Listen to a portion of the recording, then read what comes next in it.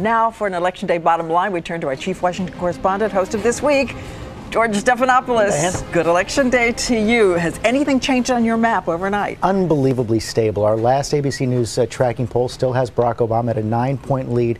Here's what I'm watching for early on tonight. Right away, the polls close in most of the state of Indiana at 6 o'clock. Final polls close at 7. Same thing for the state of Virginia. These are two very key states early in the night.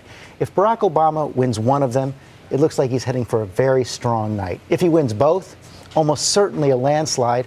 On the other hand, if John McCain can hold both of these red states, no Democrat has won one since 1964, it is going to be a long, close night. May be able to thread the eye of the needle, as they keep saying. Now, let's talk about this turnout. Claire mentioned the volunteers out there, and we're seeing people already and lining we're all up. Getting calls and emails from people all across the country saying there are lines everywhere. We are going to break records this year, huge records. You mentioned it in the open.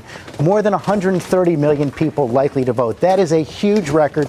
And beyond that, though, Diane, ever since 18-year-olds got the vote back in 1971, the percentage of eligible voters has never really topped by any significant margin 60%. This time around, it could hit 62, 63, 64% of eligible voters. That is huge. And if it gets to 65, it goes all the way back to 1908 before you break the record. And you were pointing out that would be unbelievably stunning because that was before women got the vote. So that was before women, before 18-year-olds got the vote. That was basically when just men were controlling the electorate. If we topped that number, it would be absolutely amazing. Okay, we ask you to do something for us this historic morning. Take a look back and come up with the turning points in this campaign for both sides as you saw them. Let's start with John McCain. In the general election, I think you have to go back to the day, September 15th, just several weeks ago, when John McCain said this. The fundamentals of our economy are strong.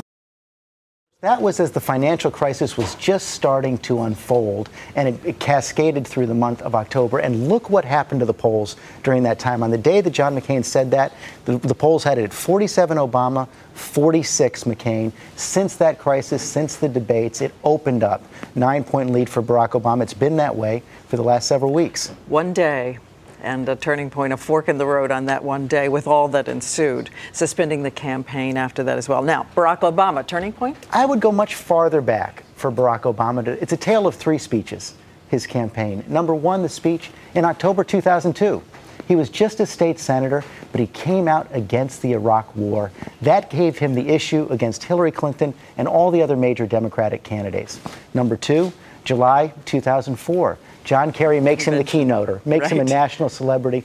And finally, in March of this year, when his campaign was in peril because of his ties to Reverend Wright, Barack Obama made that remarkable speech about race and his own journey and his relationship with Wright in Philadelphia. That held his campaign together, a very key moment.